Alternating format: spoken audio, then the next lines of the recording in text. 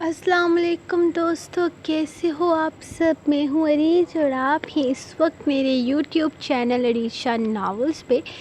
सबसे पहले तो गल मेरी कुछ ये है कि आप लोगों ने मुझे बताया नहीं कि कल वाली एपिसोड 45 थी, मैंने 46 लिख दिया। आज वाली किस्त पे मैंने 46 लिखा हुआ था, पता आज मैंने 47 लिखा हुआ था, मुझे पता चला कि आज तो 46 है। तो उसकी भी सेटिंग करनी पड़ेगी यार, कितने काम करने पड़ते हैं मुझे। तो आज का दिन तो यार बहुत ही ज़्यादा मसरूफ़ गुजरा, कसम से ऐसा लग रहा है जैसे हड्डियाँ भी ना बस कर गई हैं। अब जान मेरी बस 2 घड़ी की रह गई है, अभी मुझे रिकॉर्डिंग करनी है और फिर मुझे सोना है। मेरी हालत ख़राब हो रही है। तो जनाब आपकी एपिसोड मैंने लिख ली, वैसे मेरा कसम से मूड नहीं था। एक तो कल के लाइक्स देख कर तो बिल्कुल ही मूड नहीं होता, और फिर उसको बोलते हैं कि मेरा दिल ही नहीं कर रहा था आज किस्त लिखने का, लेकिन मैंने फिर भी लिखे। मैं कहा चलो मेरे रीडर्स वेट कर रहे हैं तो उनके लिए पहले एपिसोड दे लेते, बाकी सब काम हम बाद में कर लेंगे। तो लेट्स स्टार्ट हमारी आज की एपिसोड। आप लोग खैर मुझे कमेंट सेक्शन में बताइएगा कि ईदी कैसी गुजरी है आपकी। ईदी शीदी इकट्ठी हुई है कि नहीं हुई। यार मेरे पास तो नहीं हुई, मैंने मिला के टोटल मिला के कोई 4500 रुपये मेरे इकट्ठे हुए हैं ईदी के। और वो भी इस तरीके से कि सारे कहते हैं कि बड़ी ईद है, गोश्त वाली ईद है, गोश्त खाओ, ईदी के पैसे शैसे कोई नहीं होते। तो मेरे तो बड़ी बुरी ईद गुजरी है, मैं बड़ी गुरबत में रही हूँ। है आज की एपिसोड स्टार्ट करते हैं, जो कि हमारी यार सितंबर किस्त नंबर 46 आज है। कल 45 थी एपिसोड, उसकी मैं ठीक करूँगी। PDF वीडियो तो ठीक नहीं कर सकती, लेकिन टाइटल ठीक कर दूँगी उसका। तो यार सितंबर किस्त नंबर 46, तहरीर अरीज शाह। अच्छा मतलब इतना ख़ास है तुम्हारा लाला तुम्हारे लिए कि इसकी खातिर तुम मेरी ज़ुबान खींच लोगी। वो जैसे इसकी बात से लुत्फ़ ले रहा था। बाकी इस ख़ानदान के सारे लोग तुम्हारे लिए नफ़रत के काबिल हैं, लेकिन तुम्हारा लाला बड़ा अजीज़ है तुम्हें। जैसे लाला ना हो गया कोई आसमान से उतरा फरिश्ता हो गया। इतना भी कोई कमाल नहीं है तुम्हारा लाला। वो मुस्कुराहट दबा कर बोला तो एल्वीना ने इसे घूरा था। उफ उफ, लाला के लिए आंखों में इतना गुस्सा। मेरा साला तो बड़ा लकी है, इसकी लाली तो बड़ा प्यार करती है इससे। इसके लहजे में खुशी साफ झलक रही थी। वैसे एक बात बताऊं, तुम्हारे लाला और तुम्हारी मोहब्बत देखकर जलन होने लगी है यार। अल्लाह ने मुझे बहन क्यों नहीं दी।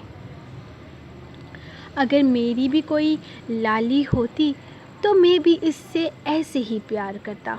दी तो आपको भी थी अल्लाह ताला ने बहन, लेकिन आपको निकाह करने का शौक़ चढ़ा हुआ था ना। वो बेसाख्ता बोली तो राइक ने एक नज़र इसे देखा और फिर ऐसा कहका फूटा था इसका जो वो खुद ही शर्मिंदा होकर रह गई। तुम्हें किस कमबख्त ने कहा कि मुझे ऐसी बहन चाहिए।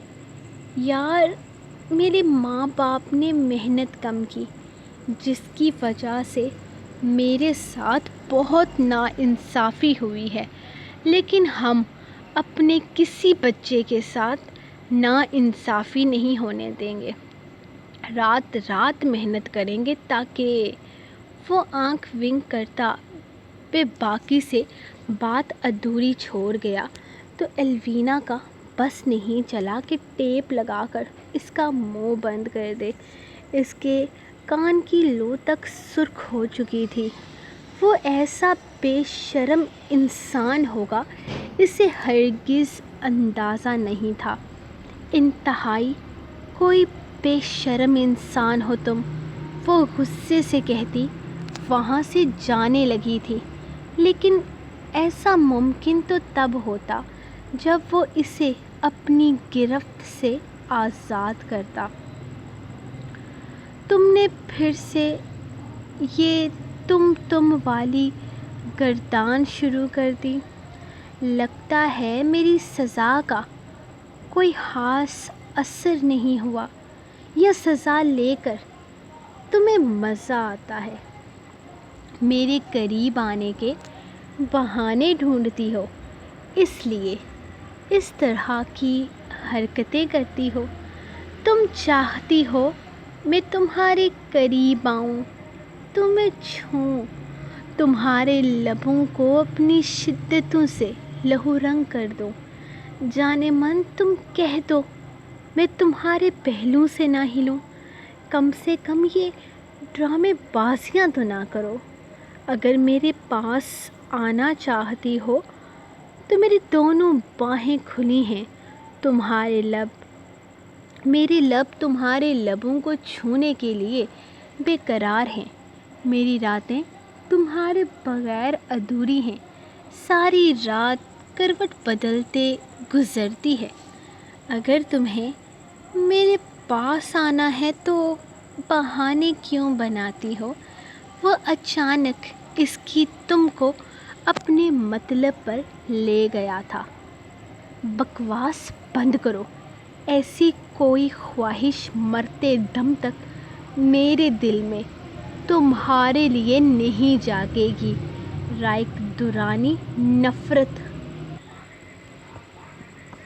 وہ ابھی بول رہی تھی جب وہ اس کے لبوں پر جھکتا اس کی بولتی بند کر گیا تھا، اور پھر پرسکون انداز میں اس کے لبوں کو اپنے لبوں میں لیتا، جان بوجھ کر اپنی گرفت سخت کرتا، اس کے لبوں پر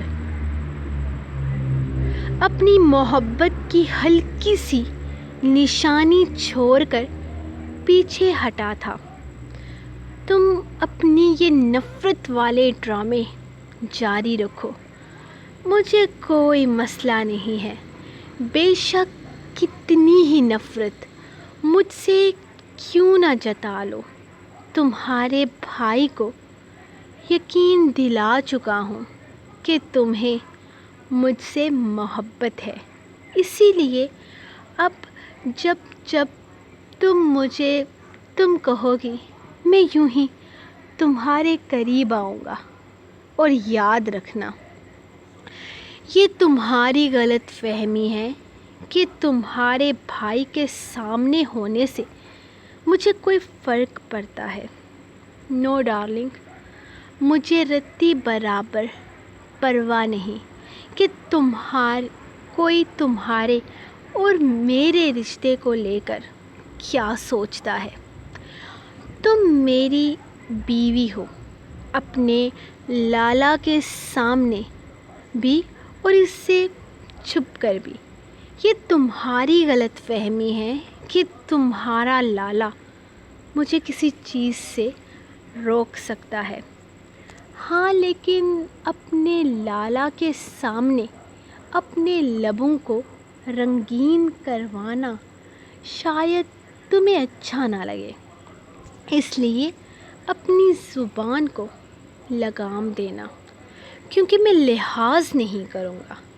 رائق دورانی نے آج تک اپنی خواہشیں نہیں مرنے دی، اور اگر تم بیچ محفل میں میری خواہشات کو جگاؤ گی تو نقصان اٹھاؤ گی۔ وہ انتہائی بے باکی سے بولا تھا، انداز ایسا تھا جیسے ابھی اپنے کہے پر عمل کر دکھائے گا۔ وہ اس سے نظریں چراتی اگلے ہی لمحے وہاں سے کھسکنے کا ارادہ رکھتی تھی، اسی لیے زبردستی اپنا آپ اس سے چھڑوانے میں کامیاب ہوتی وہ اندر جانے لگی تھی۔ اسے سمجھ نہیں آیا تھا کہ رائق نے ازبک کو یہ کیسے بتایا کہ وہ اس سے محبت کرتی ہے، حالانکہ وہ رات کو ازبک کو کہہ چکی تھی کہ وہ رائق سے انتہائی نفرت کرتی ہے اور وہ اس سے شادی نہیں کرنا چاہتی، لیکن آج صبح میز پر بھی ازبک محبت کے بارے میں بات کر رہا تھا۔ مطلب وہ کسی غلط فہمی کا شکار تھا۔ ابھی وہ اپنی سوچوں میں اندر کی طرف قدم اٹھا رہی تھی جب اسے پیچھے سے رائک کی آواز سنائی دی۔ تم تو بڑی بزدل نکلی، میں تو تمہیں جنگلی بلی سمجھ رہا تھا، لیکن تم تو بیگی بلی نکلی۔ میری باتوں سے ڈر کر بھاگ رہی ہو یا پھر چوری پکڑے جانے پر اب نظریں ملانا مشکل ہو گیا ہے؟ وہ بے باکی سے مسکراتے ہوئے بولا تھا، جبکہ الوینا کا ہرگز کوئی موڈ نہ تھا اس بے شرم انسان کے منہ لگنے کا۔ دنیا میں بہت ڈھیٹ لوگ دیکھے ہیں، لیکن اس کا کوئی اور ہی لیول تھا۔ وہ بنا کوئی جواب دیے تیزی سے قدم اٹھاتی اندر چلی گئی تھی، جبکہ رائک خاصا بدمزہ ہوا تھا اس کے اس طرح سے جانے پر۔ وہ اس سے مزید لڑنے کا ارادہ رکھتا تھا، لیکن شاید یہ لڑکی فی الحال اس کے منہ ہی نہیں لگنا چاہتی تھی۔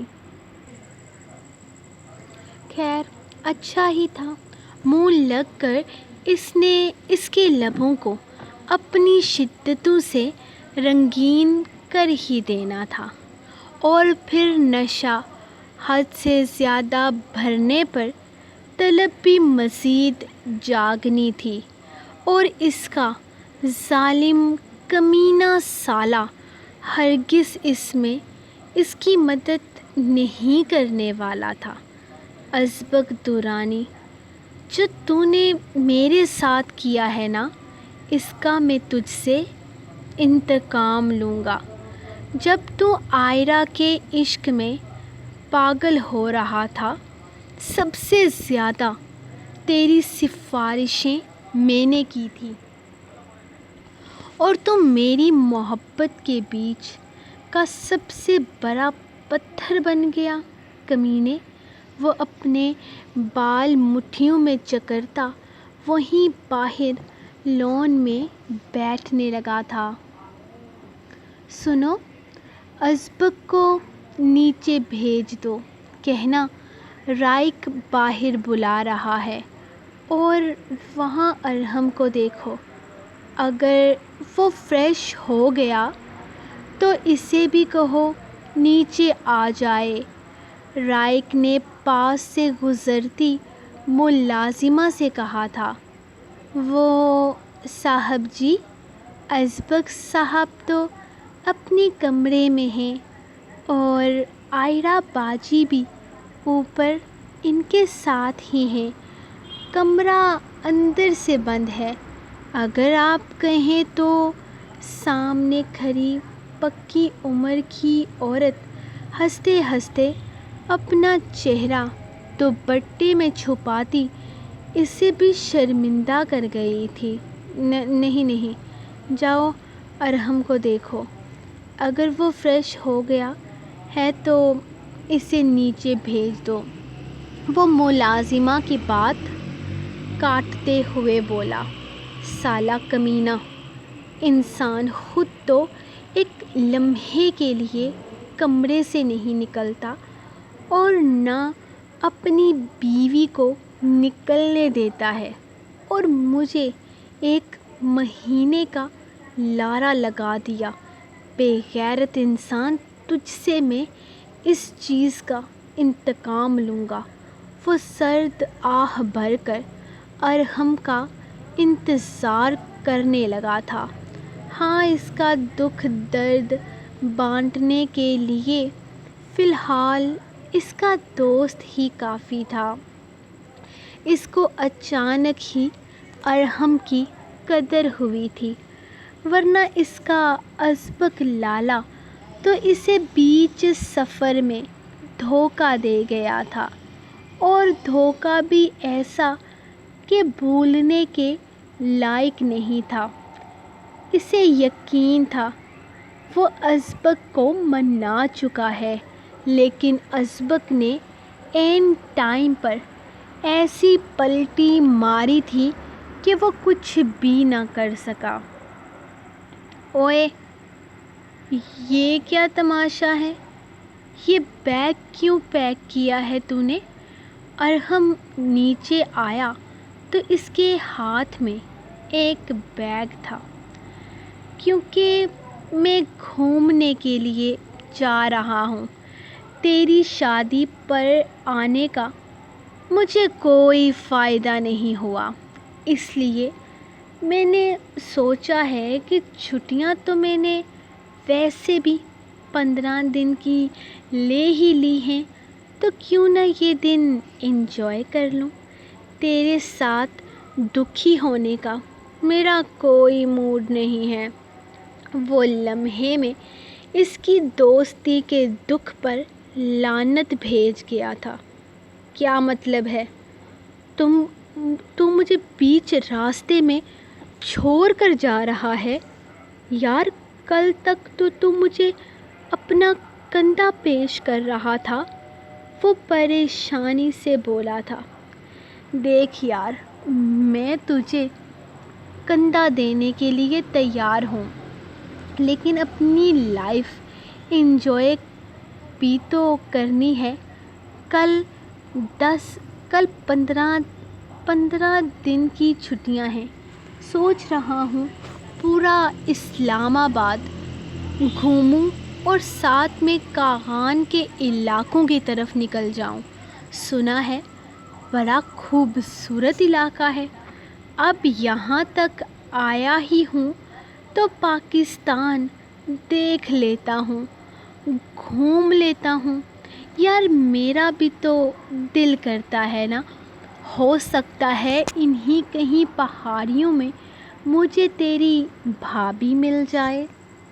اور ویسے بھی کل تو امریکہ چلا جائے گا، 1 ہفتے تک تیری شکل دیکھنے کو نہیں ملے گی۔ وہ اس کا بزنس ٹور یاد کرواتے ہوئے بولا تھا۔ ہاں، ولیمے کے بعد وہ اپنی اور الوینا کی امریکہ کی ٹکٹ بک کروا چکا تھا۔ اس کا ارادہ 1 ہفتے کے لیے الوینا کو اپنے ساتھ لے کر جانے کا تھا۔ ساتھ میں ہنی مون ہو جاتا اور وہ بزنس ٹور بھی کر لیتا، لیکن نہیں، اس کی منکوحہ تو اس کے ارمانوں پر ٹھنڈا پانی پھینک چکی تھی، اور اب اس کا یہ بے غیرت دوست بھی اس کا ساتھ چھوڑ کر جا رہا تھا۔ خیر، وہ صرف دکھی ہو سکتا تھا، اور وہ بہت دکھی تھا۔ اف، کیا مسئلہ ہے آپ کے ساتھ؟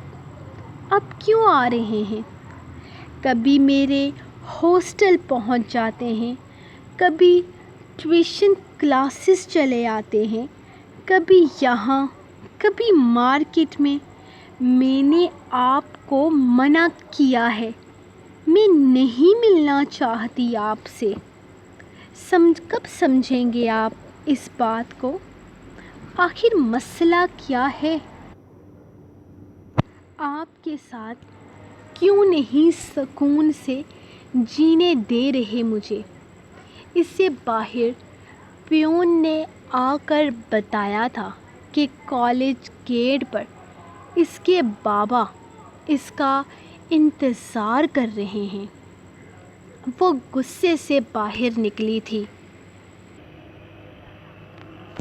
پچھلے 1 ہفتے سے وہ ہر اس جگہ آ رہے تھے جہاں وہ جا رہی تھی۔ میری بچی، میری جان، میری گڑیا، میرا دل کرتا ہے تم سے ملنے کا، تمہیں دیکھنے کا کتنے دن ہو گئے ہیں، آنکھیں ترس گئی ہیں، تمہیں دیکھا تک نہیں۔ میرا بچہ، میرے جگر کا ٹکڑا، میری جان، ایک نظر تو اپنے باپ کو دیکھ لیا کرو۔ اتنی سنگ دل کیسے ہو گئی تم اپنے باپ کے لیے؟ کیا تمہارے دل میں تھوڑا سا رحم نہیں جاگتا؟ آخر کیا بگاڑا ہے میں نے تمہارا؟ وہ جیسے آج پھٹ پڑے تھے اس کے قریب آتے ہوئے، وہ اپنے دل کا حال اسے سنانے لگے، جبکہ زمش نے غصے سے آنکھیں گھما کر انہیں دیکھا اور پھر تلخ سے انداز میں مسکرا دی تھی۔ آپ نے میرا کیا بگاڑا ہے برلاس خان؟ آپ نے میرے پاس میرا کچھ چھوڑا ہی نہیں ہے۔ آپ نے مجھ سے میری ماں چھین لی، آپ نے مجھ سے میرے رشتے چھین لیے، میری ماں کو طلاق دے کر اسے مجھ سے دور کر دیا، اور پھر اپنی دولت کے دم پر کیس جیت کر مجھے حاصل کر لیا، اور پھر ساری زندگی مجھے اپنے پاس رکھتے ہوئے مجھے تنہائی میں پھینک دیا۔ ایک دن آپ کو احساس نہیں ہوا کہ آپ کی ایک بیٹی ہے؟ بس پیسے کے پیچھے بھاگتے رہے۔ ایک دور جاری رکھی آپ نے۔ اب اتنے سالوں کے بعد آپ کو ایسا محسوس ہو رہا ہے کہ آپ کی ایک بیٹی ہے، وہ بھی صرف اور صرف اس لیے کیونکہ میں 18 سال کی ہونے والی ہوں، اور میرے 18 سال کے ہوتے ہی میری ماں آپ پر کیس کرے گی، اور میں اس کے پاس چلی جاؤں گی۔ اپنا کیس ہارنے کے قریب پہنچ کر آپ کو یاد آ رہا ہے کہ آپ کی ایک بیٹی بھی ہے۔ مجھے آپ کی بیٹی بننے کا کوئی شوق نہیں ہے۔ آپ بے شک میری ہر ضرورت پوری کی، لیکن ہر چیز پرووائڈ کی، ہر وہ خواہش پوری کی جو ایک لڑکی کی ہوتی ہے، لیکن میری خواہش اپنے باپ کے ساتھ وقت گزارنے کی بھی تھی، اپنے باپ کے لمس کو محسوس کرنے کی بھی تھی، اس کی محبت کو محسوس کرنے کی تھی جو آپ نے کبھی بھی پوری نہیں کی، اور اب مجھے آپ کی ضرورت نہیں ہے۔ آپ کی محبت اور آپ کے ان جھوٹے دکھاووں کی۔ چلے جائیں یہاں سے، اور پلیز میرے سامنے نہ آیا کریں۔ بہت غصہ آتا ہے مجھے آپ کو اس طرح دیکھ کر۔ اگر میں آپ سے دور آئی ہوں تو اس کا یہی مطلب ہے کہ میں آپ سے نہیں ملنا چاہتی، آپ کی شکل تک نہیں دیکھنا چاہتی۔ کب سمجھیں گے آپ اس بات کو برلاس خان صاحب؟ وہ غصے سے پاگل ہو رہی تھی، بس نہیں چل رہا تھا کہ کچھ کر بیٹھے۔ چلا جاؤں گا زمش، چلا جاؤں گا یہاں سے، کبھی تمہارے سامنے نہیں آؤں گا جب تک تم نہیں کہو گی، لیکن ایک دفعہ مجھے بابا کہہ کر تو پکارو، جیسے ہمیشہ سے بابا جانی کہہ کر آ کر مجھ سے لپٹتی تھی۔ ایک دفعہ آ کر لپٹو تو صحیح۔ دیکھو تمہارا باپ تمہارے بغیر کس حالت میں ایک دفعہ اپنے باپ کو احساس تو دلاؤ کہ اس کی ایک بیٹی ہے۔ ایک بیٹی؟ کیا کہا آپ نے؟ ایک بیٹی برلاس خان صاحب، ایک نہیں 2 بیٹیاں۔ ایک بیٹی کو پیدا کر کے آپ نے دنیا والوں کی ٹھوکروں میں چھوڑ دیا تھا۔ آپ بھول گئے ہوں گے، لیکن مجھے یاد ہے میری ماں نے آپ سے طلاق مانگتے ہوئے آپ سے کیا کہا تھا۔ ارے نظریں کیوں جھکا رہے ہیں آپ؟ کیونکہ آپ کی بیٹی آپ کے کالے کارناموں کے بارے میں جان چکی ہے۔ ویسے شرم آنی چاہیے نا مجھے اپنے باپ کے بارے میں ایسی بات کرتے ہوئے۔ خیر، آپ کو اس معصوم کو دنیا کی ٹھوکروں پر چھوڑتے ہوئے شرم نہیں آئی تو پھر سنتے ہوئے بھی نہیں آنی چاہیے۔ میں آپ کی بیٹی ہوں، آپ کا نام میرے ساتھ جڑا ہے، تو آپ مجھے اپنی اولاد کہتے ہیں، اور وہ جو آپ کے نام کے بغیر دنیا میں آئی، دنیا والوں کی ٹھوکروں میں پڑی ہے، اس کا کیا؟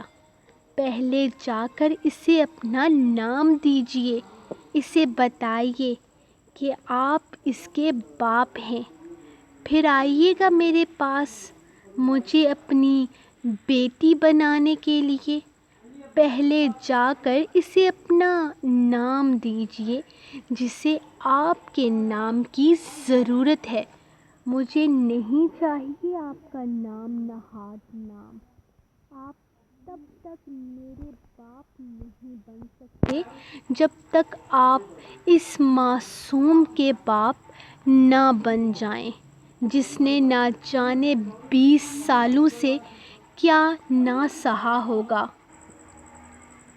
اور خدا کے لیے میرے سامنے مت آئیے گا۔ آپ کی شکل دیکھ کر گھن آتی ہے مجھے کہ ایسا گھٹیا باپ ہے میرا۔ زمش، وہ چلاتے ہوئے اس کی آواز بند کرنا چاہتے تھے۔ چلائیے مت، آپ کے چلانے سے آپ کی غلطیوں پر پردہ نہیں ڈل جائے گا۔ برلاس خان صاحب، اپنی بیٹی کو اپنا نام تک نہ دے سکے آپ، اور کیا ہی کر لیں گے؟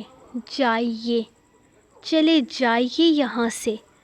نفرت ہے مجھے آپ سے، آپ کے گھٹیا وجود سے، آپ کے نام سے، آپ کی پہچان سے۔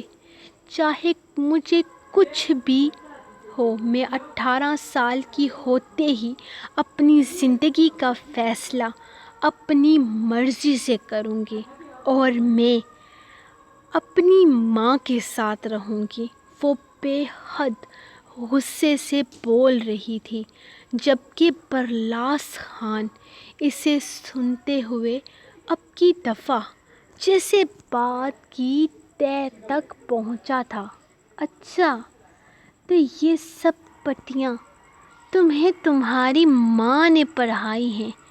اب مجھے سمجھ میں آیا کہ اچانک تمہیں ہو کیا گیا ہے۔ یہ سب بکواس تمہاری ماں نے کی ہے نا؟ اس نے تمہیں میرے اتنے خلاف کر دیا ہے کہ تم اپنے باپ کی شکل تک نہیں دیکھنا چاہتی۔ وہ اسے دیکھتے ہوئے کہنے لگا تو زمش نے افسوس سے سر ہلایا تھا۔ کوئی مجھے آپ کے خلاف نہیں کر سکتا برلاس خان صاحب، کیونکہ آپ خود میری نظر میں اپنا آپ گرا چکے ہیں۔ اور خدا کے لیے جائیے یہاں سے۔ آپ جب میرے سامنے آتے ہیں مجھے تکلیف ہوتی ہے، اور یہ تکلیف میں مزید نہیں سہ سکتی۔ وہ کہتے ہوئے گیٹ سے اندر داخل ہو گئی تھی، جبکہ برلاس خان چاہ کر بھی اسے روک نہیں پایا تھا۔ وہ دکھ سے واپس اپنی گاڑی کی طرف جا رہا تھا جب سامنے سے آتے ارزق خان پر نظر پڑی۔ وہ رک گیا تھا، جبکہ ارزق خان بھی اسے دیکھ چکا تھا۔ نفرت سے اس کی آنکھوں میں جیسے شرارے سے جلنے لگے تھے۔ وہ چاہ کر بھی برلاس خان کو نظر انداز نہیں کر پایا تھا۔ یہاں کیا کر رہے ہو تم برلاس خان؟ اور کس کی اجازت سے تم اس کالج کی حدود میں داخل ہوئے ہو؟ وہ اس کے راستے میں رک گیا۔ ارے چھوڑو تم بھی نا۔ ارزق خان کیسے فضول سوال کر رہے ہو؟ وہاں تمہارے حصے پر قبضہ کیا جا رہا ہے، جائیداد کا بٹوارا ہو رہا ہے، اور تم کیسے آرام سے یہاں پر چھوٹی موٹی نوکریاں کر رہے ہو؟ سنا تھا میں نے کہ تم اس کالج میں پروفیسر ہو، لیکن پھر بھی ذرا سوچو تو صحیح، کروڑوں اربوں کی جائیداد کا مالک کہاں خجل ہو رہا ہے؟ تمہاری ماں نے تمہیں اس معمولی سی نوکری کے لیے تو پیدا نہ کیا ہوگا، لیکن افسوس اپنے باپ کی طرح تم بھی بزدل نکلے۔ تم اپنے حصے کے لیے آواز تک نہیں اٹھا سکے۔ خیر چلتا ہوں میں، فضول وقت نہیں ہے میرے پاس تم پر برباد کرنے کے لیے، لیکن اتنا ضرور کہوں گا، اس سے پہلے کہ جائیداد کا بٹوارا ہو جائے اپنا حصہ مانگ لو۔ کہیں یہ نہ ہو کہ جس طرح ساری زندگی اپنے باپ کی شناخت کے لیے دھکے کھاتے آئے ہو، ویسے ہی بڑھاپا بھی تمہارا ایسے کالجز میں پروفیسر بن کر گزر جائے۔ جوان ہو، ہمت والے ہو، اپنے لیے آواز اٹھا سکتے ہو۔ تمہاری ماں تو معصوم تھی، فریب میں زندگی کاٹ گئی۔ تم تو اپنے باپ کا خون ہو، تھوڑی ہمت دکھاؤ۔ وہ یقیناً اسے بھڑکا رہا تھا۔ ہو گیا تمہارا؟ سچ میں تمہیں لگتا ہے کہ مجھے تمہارے مشوروں کی ضرورت ہے؟ اس انسان کے مشوروں کی جس نے میری زندگی برباد کرنے میں کوئی کسر نہیں چھوڑی؟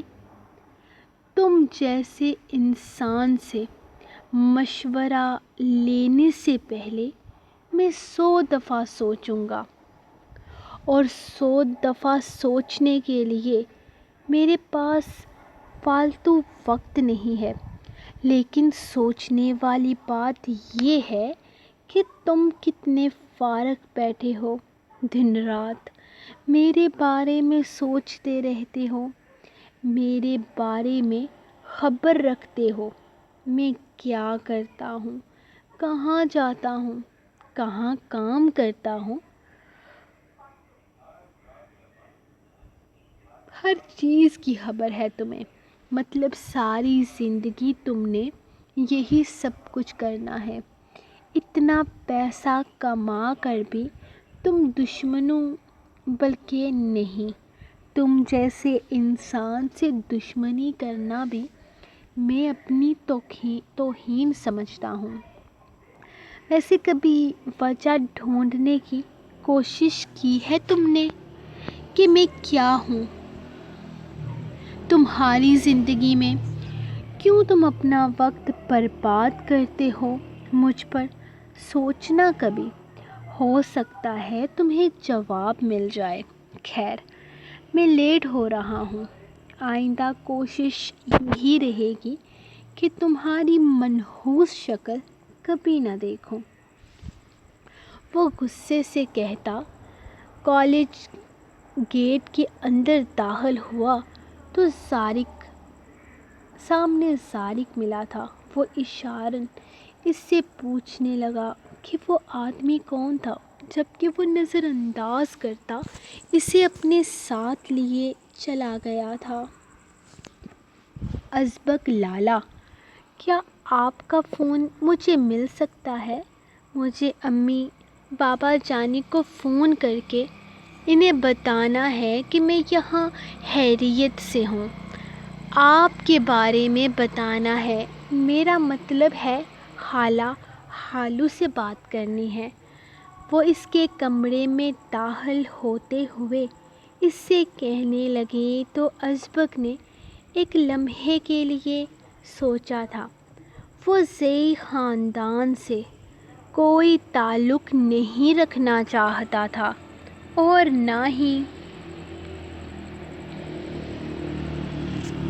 وہ اپنی بہن سے ان کا کوئی تعلق چاہتا تھا۔ نہیں میرا بچہ، ہم ان لوگوں سے کوئی تعلق نہیں رکھیں گے اور نہ ہی بات کریں گے، فی الحال تو بالکل نہیں، کیونکہ فی الحال میں اور تم آفس جا رہے ہیں۔ کیا خیال ہے آفس دیکھنے چلو گی میرے ساتھ؟ وہ پیار سے اس کے گال کھینچتے ہوئے بولا تو وہ اگلے ہی لمحے ایکسائٹڈ ہو گئی تھی۔ ابھی کل رات ہی تو وہ کہہ رہی تھی کہ اسے اس کا آفس دیکھنا ہے۔ آف کورس لالا، لازمی چلوں گی، آئرا بھی ہمارے ساتھ آئے گی، اس نے واش روم سے نکلتی آئرا کو دیکھتے ہوئے کہا۔ ہاں کیوں نہیں، میری ہانا بھی ساتھ جائے گی۔ اگر تمہیں آفس بورنگ لگا تو تم دونوں ایک ساتھ واپس آ جانا، اس نے جیسے آئیڈیا دیا تھا۔ واو، سپرب، بہت اچھا آئیڈیا ہے، میں بھی تیار ہو کے آتی ہوں۔ وہ کہتے ہوئے فوراً ان کے کمرے سے نکلی گئی تھی۔ اسے یہاں رہتے تقریباً ایک ہفتہ ہو رہا تھا اور اسے ایک ہفتے میں اس نے نہ تو کسی سے بات کرنے کی ضد کی تھی اور نہ ہی یہاں سے جانے کی۔ پچھلے 7 دن سے رائق گھر پر نہیں تھا بلکہ اپنے کسی بزنس ٹور پر گیا ہوا تھا۔ کل رات ہی اس کی واپسی ہوئی تھی اور اس کی واپسی کے بارے میں الوینا کو کچھ بھی پتہ نہیں تھا۔ پچھلے ایک ہفتے سے وہ اپنے لالا کے ساتھ وقت گزار رہی تھی اور یہاں بہت خوش تھی۔ اس نے نہ تو قاسم بابا سے کوئی تعلق رکھا تھا اور نہ ہی اپنے باپ کو منہ لگایا تھا۔ اسے جیسے کسی سے کوئی مطلب ہی نہ تھا۔ اسے بس اس کا بھائی مل گیا تھا، باقی پوری دنیا جائے بھاڑ میں۔ ہان، میں کیا پہن کر چلوں؟ اس کے جاتے ہی وہ ازبک سے پوچھنے لگی۔ وہ پہلی دفعہ اس کے آفس چل رہی تھی۔ ایسا کچھ مت پہننا ہانا جو میرے دل پر بجلیاں گرائے، ورنہ میں لوگوں کی پرواہ نہیں کروں گا۔ وہ اس کے پیچھے آتے ہوئے اسے تھام کر اپنے سینے سے لگاتا اس کی گردن میں منہ دیتا دیوانہ وار اس کی گردن کو چومنے لگا تھا، جبکہ وہ اگلے ہی لمحے دور ہٹی تھی۔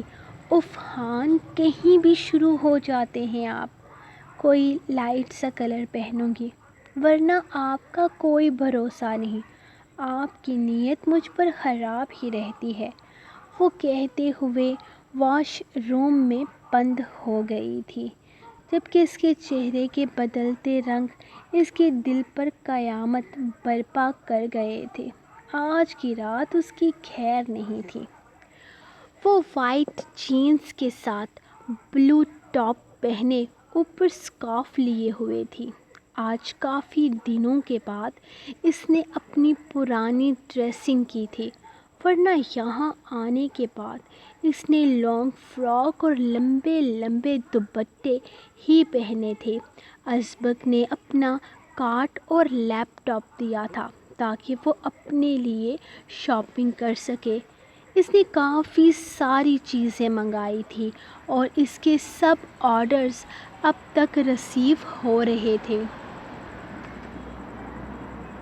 وہ تیار ہو کر تیزی سے ازبک کے کمرے کی طرف جا رہی تھی جب اچانک ہی ایک کمرے سے کسی نے اسے کھینچ کر اندر داخل کرتے ہوئے دروازہ بے حد سختی سے بند کرتے ہوئے اسے دیوار کے ساتھ دے مارا تھا۔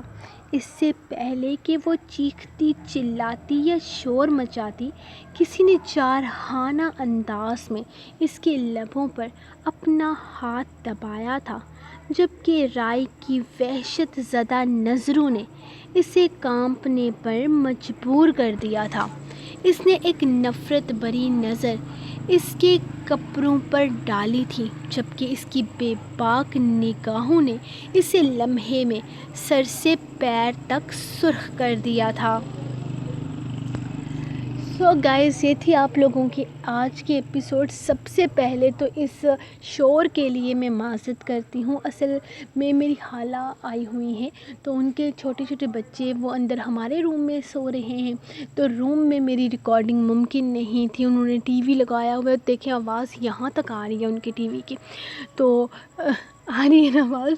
تو وہ اتنا شور مچا ہوا ہے کہ میں نا یہاں سڑک کے قریب کھڑی ہو کر ریکارڈنگ کر رہی ہوں۔ میں نے 40 منٹ کی ریکارڈنگ کھڑے ہو کر کی ہے، ماننے والی بات ہے۔